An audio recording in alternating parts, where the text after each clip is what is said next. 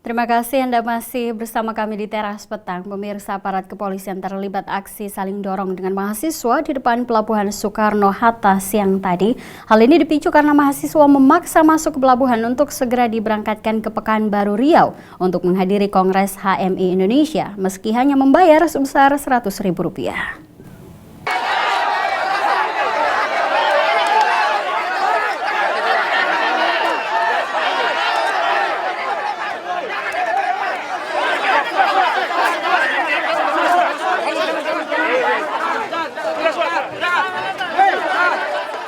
Geram karena terlalu lama menunggu terkait ketidakjelasan keberangkatannya, ribuan kader HMI se-Sulselbar memaksa memasuki area Pelabuhan Soekarno-Hatta yang dihadang oleh aparat kepolisian.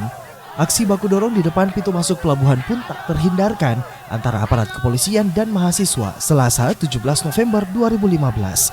Suasana sempat memanas ketika mahasiswa tetap memaksa masuk dan menerobos pertahanan aparat kepolisian. Alhasil beberapa orang yang diduga sebagai provokator berhasil diamankan pihak kepolisian.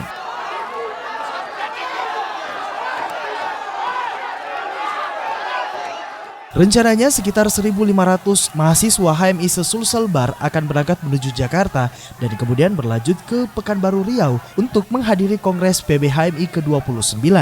Aksi tersebut pun mereda setelah penanggung jawab dari keberangkatan mahasiswa HMI se-Sulselbar ini memberikan komando bahwa seluruh kader HMI akan diberangkatkan hari ini.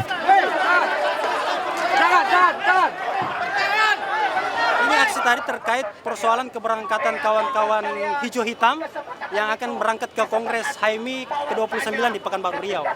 Hanya lagi-lagi terjadi miskomunikasi antara pihak Belindo dengan pihak kawan-kawan HMI Makassar sehingga terjadi hal-hal yang tidak kita inginkan sama-sama. Tapi hasil komunikasi terakhir telah disepakati bahwa semua kawan-kawan HMI Cawang Makassar perwakilan dari seluruh Batko HMI Sulselbar itu diberangkatkan dengan catatan tertib dan masing-masing bertanggung jawab atas anggotanya tersebut.